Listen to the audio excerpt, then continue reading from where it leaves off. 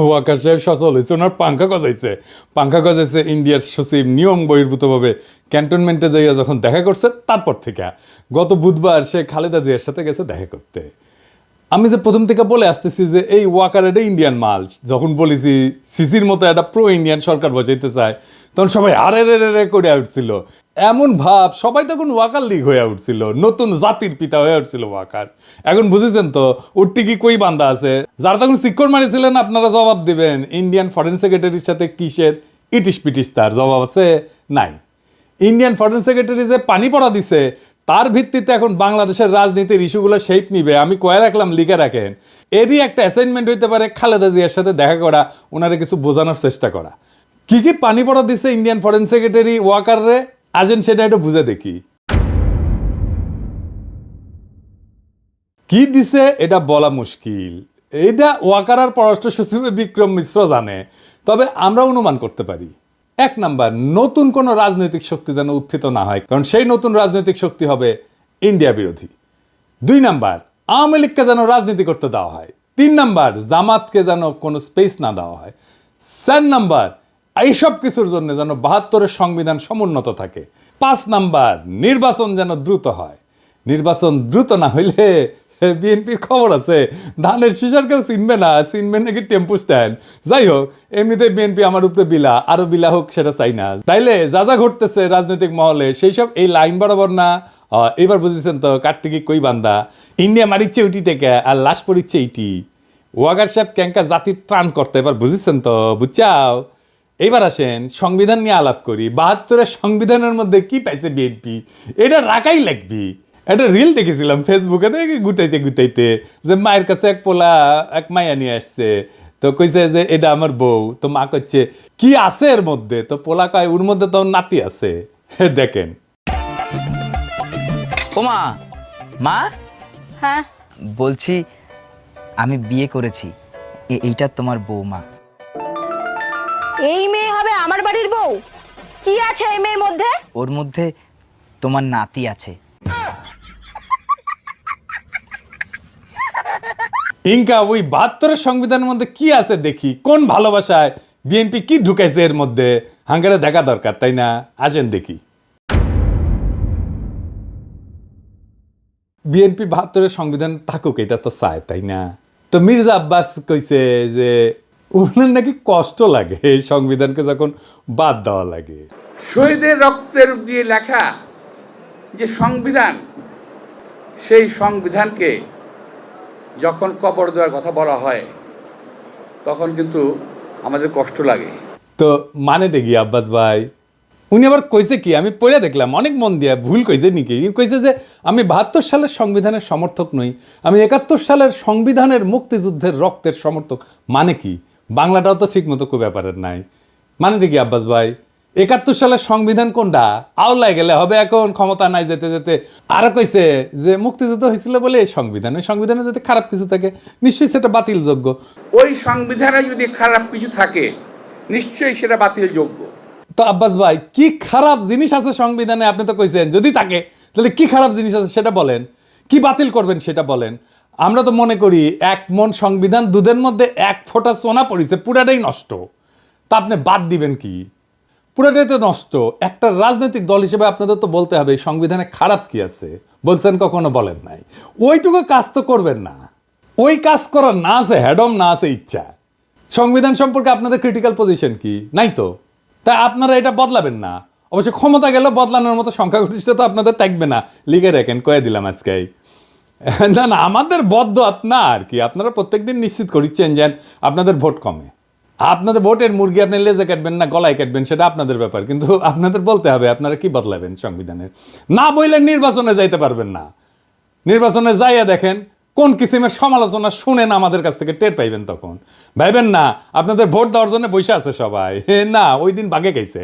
কেন আপনাদের vote bank বাগে খাইতেছে সেটা আমি আলাপ করবনি, দেখাই দিমুনি কেন আপনার ভোট ব্যাংক বাগে খাইতেছে। খুব মনে করেন যে মার্কা দেখে চাপ্পা দিবে, ওই দিন গেছে। আজ আমার আলাপ শুধু সংবিধান নিয়ে। আবার রিজিভ ভাই কইছে যে সংবিধান বাতিল মানে নাকি মুক্তিযুদ্ধকে অস্বীকার করা। উনি কাইন্দে শেষ মুজিবের ছবি কেন নামানো হয়েছে দেখেন।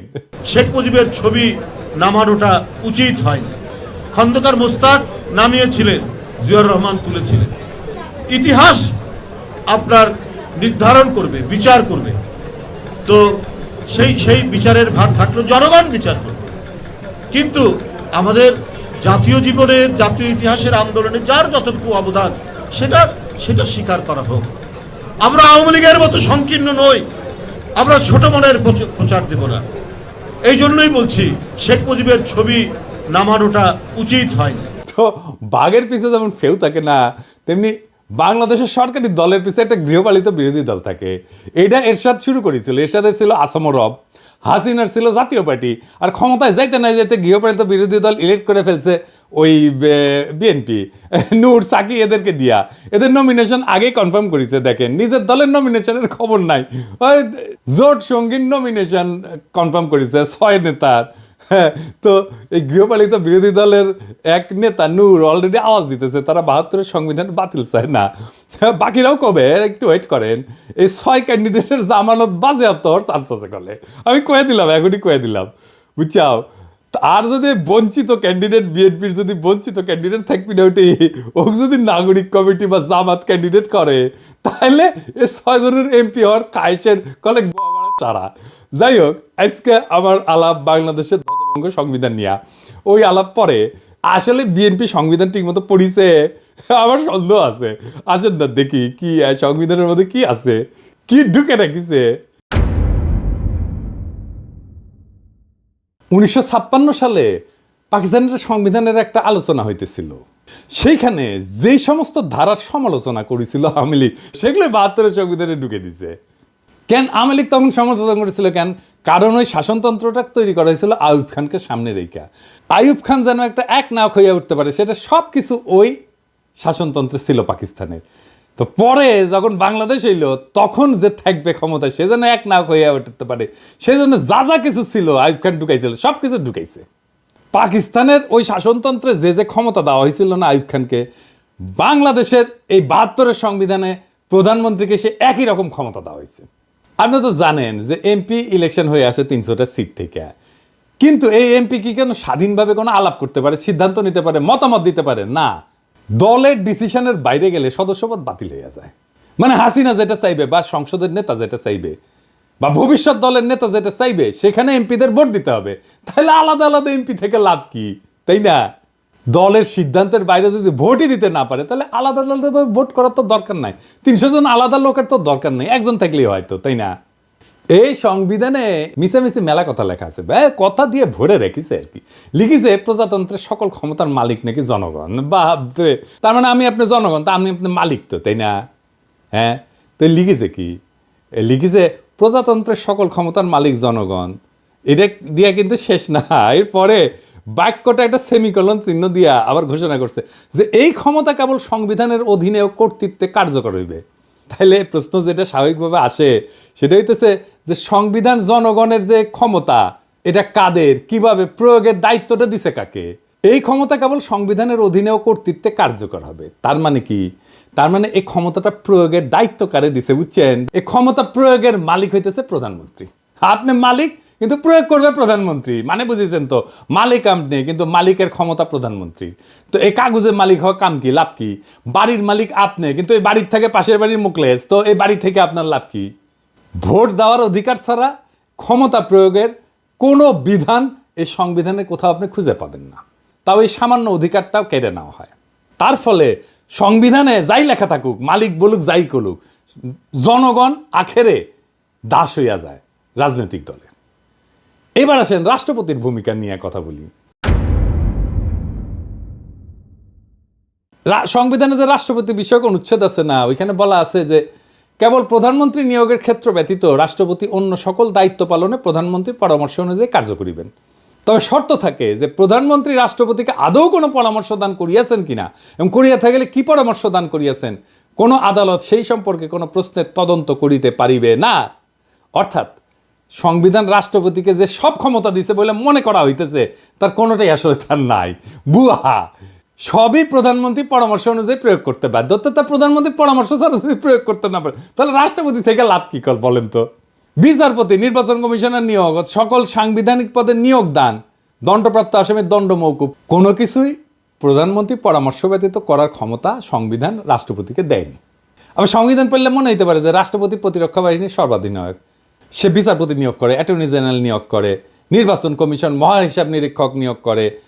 কিন্তু আগের অনুচ্ছেদটা যদি দেখেন না, তাইলে এই সমস্ত ক্ষমতা আসলে দেখা যাচ্ছে যে দৃশ্যত রাষ্ট্রপতির, কিন্তু প্রকৃতপক্ষে এটা প্রধানমন্ত্রীর আন্ডারে। রাষ্ট্রপতি প্রধানমন্ত্রীর আন্ডারে চাকরি করা এক ভালচুন, যার নিজের কোনো ক্ষমতা নাই, চাঁদের মতো আর কি, নিজের কোনো আলো নাই। প্রধানমন্ত্রী সূর্যের আলোতে সে আলোকিত। তো সংবিধান অনুসারে বলছে যে রাষ্ট্রপতির আছে প্রধানমন্ত্রী নিয়োগের ক্ষমতা, কিন্তু এবার বলাও আছে যে সংসদের সংখ্যাগরিষ্ঠ সদস্যের আস্থাভাজন বলে রাষ্ট্রপতির নিয়োগ প্রতীয়মান হইতে হবে। তার মানে রাষ্ট্রপতি তাকেই প্রধানমন্ত্রী নিয়োগ করবে যে সংসদের সংখ্যাগরিষ্ঠ। তার মানে তার রাষ্ট্রপতির তো আসলে কোনো ক্ষমতা নাই।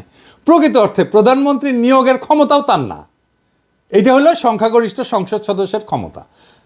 তারপরে প্রধানমন্ত্রী তো প্রজাতন্ত্রের নির্বাহী ক্ষমতার অধিকারী করছেই, মন্ত্রী নিয়োগ করা, বরখাস্তের এখতিয়ার সংবিধানে প্রধানমন্ত্রীকে দিছে। বাংলাদেশের সংবিধানে প্রধানমন্ত্রীকে যে ক্ষমতা দেওয়া হয়েছে, প্রাচীনকালের সম্রাটদেরও এই ক্ষমতা ছিল না। আচ্ছা, এবার আসেন, পৃথিবীর সব দেশে ইমপিচ করা যায় রাষ্ট্রপ্রধানকে, তাই না? সংবিধান অনুসারে প্রধানমন্ত্রীকে কি ইমপিচ করা যায়? প্রধানমন্ত্রীর বিরুদ্ধে যদি কোনো অভিযোগ ওঠে, তাহলে তদন্ত করবে কে? এটাও কি রাষ্ট্রপতিকে প্রধানমন্ত্রীর সাথে পরামর্শ করে করতে হবে? প্রধান বিচারপতির বিরুদ্ধে যদি কোনো অভিযোগ ওঠে, তাহলে সেটা তদন্ত করার অধিকারী বা কে? কেমন করে করবে? প্রধানমন্ত্রী রাষ্ট্রীয় পররাষ্ট্র বিষয়ে রাষ্ট্রপতিকে অবহিত করবেন, ঠিক আছে, কিন্তু অবহিত হয়ে থাকে কি যথেষ্ট? যদি প্রধানমন্ত্রী কোনো রাষ্ট্রীয় কর্মকাণ্ড বা পররাষ্ট্র সম্পর্ক নির্ণয়, রাষ্ট্রীয় নিরাপত্তা, দেশের স্বাধীনতা, সার্বভৌমত্ব কিংবা বাংলাদেশের সংবিধানের সঙ্গে অসঙ্গতিপূর্ণ হয়, তাহলে তার বিচারটা করবে কে? এই বিচারের সুযোগ আমাদের সংবিধানে নাই। এইভাবেই সংবিধান প্রধানমন্ত্রীর স্বেচ্ছাচারিতার সুযোগ করে দেওয়া হয়েছে। এই সংবিধানের মধ্যে লুকায় আছে ফ্যাসিবাদের বীজ, এই সংবিধানের মধ্যে লুকায় আছে স্বৈরাচারের বীজ। ওই যে বলছি না, এর মধ্যে কি আছে? এইটাই আছে। ওইটাই বিএনপির পছন্দ। ও বিএনপি ওই আর একটা স্বৈরাচার হয়ে উঠতে চায়।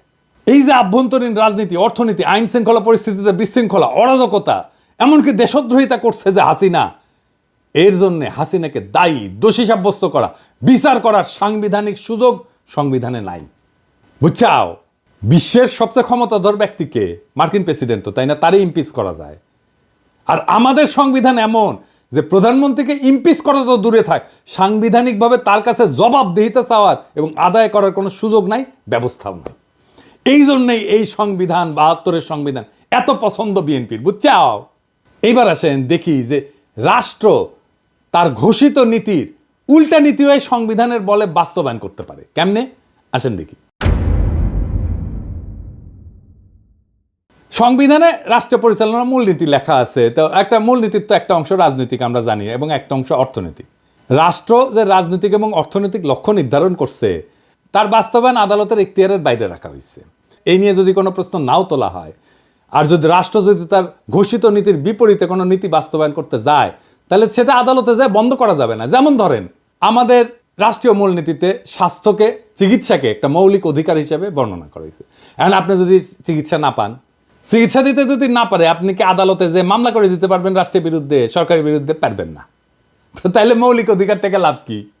এই সংসদকে 2/3 ভোটে সংবিধানের সব কিছু পরিবর্তন, স্থগিত, এটার ক্ষমতা দেওয়া হয়েছে। যেটা এমনকি মূলনীতি হইলেও, সংবিধানের মূলনীতি হইলেও, রাষ্ট্রীয় মূলনীতি হইলেও, সেটা মৌলিক অধিকার হইলেও, এমন যে কোনো কিছুই সে স্থগিত করে দিতে পারে, নষ্ট করে দিতে পারে। রাষ্ট্রের মূলনীতি বাস্তবে প্রয়োগ না করে সম্পূর্ণ বিপরীত পথে চললেও তা কোনোভাবেই সংবিধানের লঙ্ঘন হবে না, যদি 2/3 ভোট আপনি পান। এবং এই রাহাজানি বন্ধ করার কোনো সাংবিধানিক ব্যবস্থা এই সংবিধানে নাই। 2/3 ভোট নিয়ে বাংলাদেশের নাম যদি গান্ডুল্যান্ড করে দেওয়া হয়, তাও সই, সেটাও সংবিধান সম্মত। আর এই সংবিধানে হাত দিতে হলে বিএনপি ব্যথা পায়।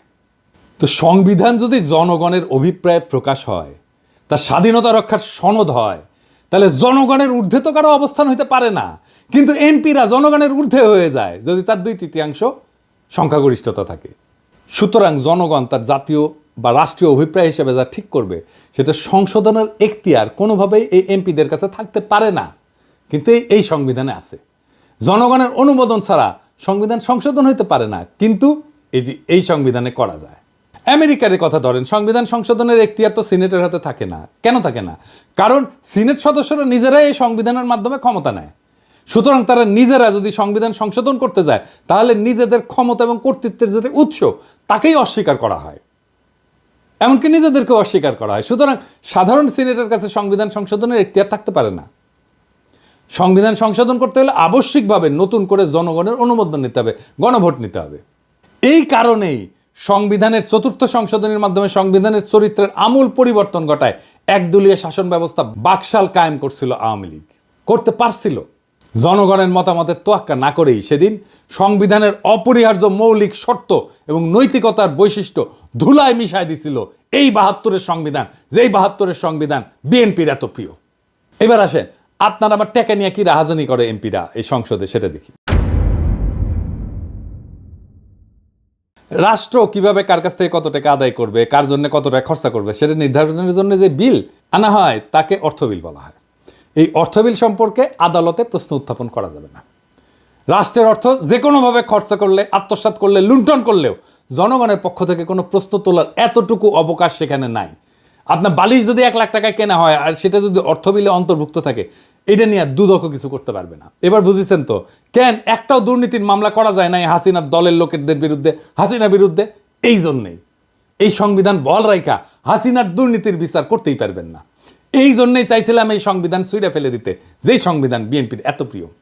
এই সংবিধানের একাদশ ভাগে একবারে শেষ দিকে একটা অনুচ্ছেদে বলা আছে, এই সংবিধানের বিধানাবলী সাপেক্ষে সকল প্রচলিত আইনের কার্যকারিতা অব্যাহত থাকিবে, তবে অনুরূপ আইন এই সংবিধানের অধীনে প্রণীত আইনের দ্বারা সংশোধিত বা রহিত হইতে পারিবে। এর মানে হইতেছে পাকিস্তান আমলে যে সমস্ত আইন বিধি বিধান জারি ছিল তা ছিল ব্রিটিশদের পরিত্যক্ত, তাই দুইবার স্বাধীনতার পরেও দাড়ি কমা সমেত বাংলাদেশে জারি করা হইল সেই সমস্ত আইন। সংবিধানে যেখানে মৌলিক অধিকারসমূহের বিবরণ দেওয়া হয়েছে, সেই অধিকারসমূহে আইন অনুযায়ী বা আইনের বিধান সাপেক্ষে বা জনস্বার্থে প্রচলিত আইনের বিধিনিষেধ সাপেক্ষে ইত্যাদি শব্দ ব্যবহার করে পঙ্গু করে দেওয়া হয়েছে। একটা উদাহরণ দিই, ভাষার মারপ্যাচ দিয়া কেমনি আমাদের অধিকারের আছে। সংবিধানে বলা হয়েছে আইন অনুযায়ী ব্যতীত জীবন ও ব্যক্তি স্বাধীনতা হইতে কোনো ব্যক্তিকে বঞ্চিত করা যাইবে না। তার অর্থ দাঁড়ায় আইনের মাধ্যমে ছাড়া কোনো ব্যক্তিকে জীবন ও ব্যক্তি স্বাধীনতা হইতে বঞ্চিত করা যাবে না, অর্থাৎ আইন নির্ধারিত পদ্ধতিতে করা যাবে, তাই না? এই জন্যই পরবর্তী সময়ে যে বিচার বহির্ভূত হত্যা, ক্রসফায়ার নামে যেটা কুখ্যাত, তার মতো বর্বর ব্যবস্থা সংবিধান সম্মত হইয়া গেছে। কারণ দেখানো যায় ক্রসফায়ারও আইনসম্মত। আপনি কি দেখেছেন এতগুলো ক্রসফায়ার হয়েছে, এর বিচার কেন হইল না? বুঝেছেন তো বিএনপি এসে এটার বেনিফিট নিবে। ক্রসফায়ার তো বিএনপি শুরু করেছিল। 1898 সালে ব্রিটিশ যে ফৌজদারি কার্যবিধি ছিল, এর ধারা অনুযায়ী বিচারে যদি মৃত্যুদণ্ড বা যাবজ্জীবন কারাদণ্ড হইতে পারে এমন অভিযোগ অভিযুক্ত আসামিকে কিন্তু পুলিশ গুলি করে মেরে ফেলতে পারে। এমন একটা ঘটনা ঘটলে একটা প্রশাসনিক তদন্তে গুলি ছড়ার ঘটনাটাকে আত্মরক্ষামূলক বলে মনে করলেই হত্যাকাণ্ডটা আইনসম্মত হয়ে যায়। এইভাবে সমস্ত ক্রসফায়ার আইনসম্মত হয়ে গেছে। এই জন্য পুলিশ বা র্যাবের গুলিতে নিহত প্রত্যেককে সন্ত্রাসী, খুনের মামলার আসামি হইতে হয়, বুঝছেন? এটা শাস্তি তো মৃত্যুদণ্ড। সেই জন্য এরা যদি মাইরা ফেলে তাইলে এইটা আইনসম্মত। এইবার আসেন বিএনপি নিজে কিভাবে নিজের সেটা দেখি। বিএনপি তো বলে যে আমাদের জাতিসত্তা বাংলাদেশি, তাই না? বিএনপি আর আওয়ামী লীগের মধ্যে তো তফাৎ হচ্ছে, আওয়ামী লীগ মনে করে আমাদের জাতিসত্তা বাঙালি আর বিএনপি মনে করে আমরা বাংলাদেশি। তো এই সংবিধানে কি লেখা আছে? লেখা আছে বাংলাদেশের নাগরিকগণ বাঙালি বলিয়া পরিচিত হইবেন। তো এই বাক্য দিয়া সংবিধানে বাঙালি ছাড়া অন্যান্য জাতির অস্তিত্বকে অস্বীকার করাই লোক। তো এতগুলো জাতিসত্তা আছে, আমাদের ক্ষুদ্র নৃগোষ্ঠী আছে, কেউ তাহলে বাংলাদেশের নাগরিক না? রাষ্ট্র পরিচালনার অন্যতম মূলনীতি অংশে বলা আছে যে ভাষাগত এবং সংস্কৃতিগত একক সত্তা বিশিষ্ট যে বাঙালি জাতি ঐক্যবদ্ধ এবং সংকল্পবদ্ধ সংগ্রাম করিয়া জাতীয় মুক্তিযুদ্ধের মাধ্যমে বাংলাদেশের স্বাধীনতা ও সার্বভৌমত্ব অর্জন করিয়াছেন, সেই বাঙালি জাতির ঐক্য এবং সংহতি হবে বাঙালি জাতীয়তাবাদের ভিত্তি। এইটা বিএনপি রাখতে চায়, বুঝছাও? ওই পরেই নি আসলে সংবিধান। এর মধ্যে বাংলাদেশের সংখ্যালঘু জাতি সরকার প্রশ্নটাই অনুপস্থিত। শুধু অনুপস্থিত না, বরং বাঙালি অহমিকা এবং উগ্রতাকে সাংবিধানিকভাবে প্রতিষ্ঠিত করা হয়েছে এবং তাদের অস্তিত্বকে অস্বীকার করা হয়েছে এবং নাগরিক অধিকারটুকু হরণ করে নেওয়ার ব্যবস্থা করা হয়েছে, যারা ভাষায় বাঙালি না, এমনকি সংস্কৃতিগতভাবে বাঙালি না। সংবিধান অনুযায়ী তারা বাংলাদেশের নাগরিকই থাকে না। তাহলে বিএনপির বাংলাদেশে জাতীয়তাবাদ কই? এবার আসেন আর একটা বিষয়, ভারতকে হাসিনা যা দিছে সেটি কি আর কেন আমরা সেটা জানতে পারি না? হাসিনার গর্বভরে বলেছিল না যে ভারতকে যা দিছি তা তারা সারা জীবন মনে রাখবে। তো ইন্ডিয়ার সাথে কি কি চুক্তি হয়েছে জানেন না। এমনকি অন্তর্বর্তীকালীন সরকারও তা জানায় নাই। কেন জানায় নাই? কারণ রাষ্ট্রীয় কোনো চুক্তি হোক, তা জাতীয় আন্তর্জাতিক তা সম্পাদনের পূর্বে বা পরে জনগণের কোনো মতামত গ্রহণের জন্য কোনোভাবেই জনগণের কাছে বা তার প্রতিনিধির কাছে উপস্থাপনের কোনো ব্যবস্থা রাখেনি। মানে এটা সংসদে আলাপ না করেও চুক্তি করতে পারে। তার মানে এই 72-এর সংবিধান অনুযায়ী অন্য যে কোনো রাষ্ট্রের সাথে যে কোনো চুক্তি, ট্রানজিট হোক, করিডোর হোক, যা কিছু হোক, বন্দর দিয়ে দেওয়া হোক, চুক্তির আগে বা পরে দেশবাসীর সঙ্গে আলোচনার সাংবিধানিক কোনো বাধ্যবাধকতা নেই। সমস্ত আন্তর্জাতিক চুক্তি সম্পাদিত হয় জনগণকে অন্ধকারে রেখে। এমনকি সংসদেও সেই চুক্তি নিয়ে আলোচনার কোনো বাধ্যবাধকতা সরকারের নাই। আবার দেখেন, যে নির্বাচনী এলাকা থেকে সংসদ সদস্যরা নির্বাচিত হয়, সেই নির্বাচকরা যদি সেই এলাকার লোকেরা মনে করে যে তাকে আর তার প্রতিনিধি রাখবে না, তাহলে ওই জনগণের হাত পা বাঁধা, কিছুই করার নাই। মানে টার্ম শেষ হওয়ার আগে পর্যন্ত কিছু করতে পারে না। অর্থাৎ প্রতিনিধি প্রত্যাহার করার কোনো সুযোগ সংবিধানে নাই। সারা দুনিয়ায় সভ্য দেশে এই সুযোগ আছে। এলাকার লোকেরা তার এমপিকে রিকল করতে পারে, মানে প্রত্যাহার করে নিতে পারে, এমনকি তার টার্ম শেষ হওয়ার আগেই। আর বাংলাদেশে একবার নির্বাচিত হলে কেল্লাফতে। দুনিয়ার সব দেশ এমপিকে রিকল করতে পারে, তার এলাকার লোকেরা, বাংলাদেশে পারে না। সংবিধান আসলে রচনা হয় কীভাবে? সেভাবে কি আমাদের সংবিধান রচনা হয়েছে? সংবিধান তৈরি করে গণপরিষদ। শুধু সংবিধান তৈরি তাদের কাজ। জনগণ ভোট দিয়া গণপরিষদ তৈরি করে, তারা সংবিধান তৈরি করে চলে যায়। সেই সংবিধানের অধীনে নির্বাচন হয়, নতুন সংসদ তৈরি হয়। কেন এই নিয়ম? কারণ আমি যে আইনে চলবো সেই আইন তো আমি নিজে তৈরি করতে পারি না। তাইলে তো আমার সুবিধা মতো আমি আইন বানাবো, তাই না? আমাদের সংবিধান তৈরি হয়েছে এমপিদের দিয়া। তারাই সংবিধান বানাইছে। তাদের সংবিধান বানানোর জন্য নির্বাচন করা হয়নি, কিন্তু তাদের এই সংবিধান বানানোর ম্যান্ডেটই ছিল না। তারা সংবিধান বানানোর পরে নিজেরাই কন্টিনিউ করছে এমপি হিসাবে, মানে নিজে যে আইন বানাইছে সেই আইন অনুযায়ী সে চলছে। মৌলানা ভাসানী কিন্তু বলছিল যে এই সংবিধানের খসড়া জনগণের কাছে প্রকাশ করার আগে সেটা দিল্লি পাঠানো হয়েছে। 72 সালে জুন মাসে নাকি, তখন আইনমন্ত্রী ছিল কামাল হোসেন, সে সংবিধানের খসড়া বগল দাবা করিয়া বিলাতে যাওয়ার নাম করে দিল্লিতে নাকি গেছিল। আচ্ছা ধরেন বানাইলো সংবিধান, মেলা ভালো সংবিধান বানাইছে, ধরে নিলাম, ধরেন হ্যাঁ তাই সই। তো 73 সালের 22 সেপ্টেম্বর তারিখে 9 মাস গেছে মাত্র। তারপরে সংবিধানের 33 নম্বর অনুচ্ছেদ সংশোধনীর জন্যে দ্বিতীয় সংশোধনী বিল পাশ হইল এবং জরুরি আইন সংবিধানে সংযোজিত হইল। এটাও কিন্তু ভারতীয় সংবিধানের 22 নম্বর অনুচ্ছেদের কপি, বুঝছাও? ভারতীয় সংবিধানে আটকাদেশ মেয়াদ 3 থেকে 6 মাস। এনে বাংলাদেশের সংবিধানে আটকাদেশের মেয়াদ কিন্তু অনির্দিষ্টকাল পর্যন্ত, বুঝছাও? তো কি বালের সংবিধান বানাইছিলেন যে 1 বছর যা না যাইতে কাটাছেড়া করতে হয়? সেই সংবিধান বিএনপির প্রিয়। তাই সংবিধানে তাইলে কি মধু আছে? কি আছে সংবিধানের মধ্যে? এই সংবিধানে আছে ফ্যাসিবাদের বীজ, এই সংবিধানে আছে স্বৈরাচারের বীজ। এই সংবিধান ইন্ডিয়ার ব্রেন চাইল, এইটারই রক্ষা করতে চায় বিএনপি। ইন্ডিয়া আওয়ামী লীগের গোয়া মারিছে, বিএনপি গোয়া মারবি। আর সানন্দে বিএনপি পাইতে দিচ্ছে। কি পাইতে দিচ্ছে জিজ্ঞেস করেন না। বাংলাদেশের জনগণ এটা মানবে না। এই সংবিধানের অধীনে নির্বাচন হবে না। প্রফেসর ইউনূসের সরকারের ম্যান্ডেট নাই, বিএনপি বলে। তাইলে সংবিধান প্রণয়নের জন্য সংবিধান সভার নির্বাচন হোক। ম্যান্ডেট নিয়ে তারা জনগণের জন্য সংবিধান লিখুক। ওয়েট করেন আপনারা। নির্বাচন করতে চান, আসেন এই গণপরিষদের নির্বাচন করেন। সংবিধান লেখার নির্বাচন সেটা তো করবেন না। দেশের মালিক আপনারাই না, আমরাও দেশের মালিক। শুধু রাজনৈতিক দলের কথা শুই না দেশ চালাবে অন্তর্বর্তীকালীন সরকার, এটা কোথায় লেখা আছে? জুলাই বিপ্লবের টাইমে ছাত্র জনতা একটা স্লোগান দিছিল, দেশটা কারো বাপের না। মাথায় রেখেন, দেশটা রাজনৈতিক দলের কারো বাপের না। সবার মত নিয়ে দেশ চালাইতে হবে। এই সংবিধান ছুঁড়ে ফেলতে হবে। নতুন সংবিধান ছাড়া কোনো নির্বাচন হবে না। Case close. ইনকিলাব জিন্দাবাদ।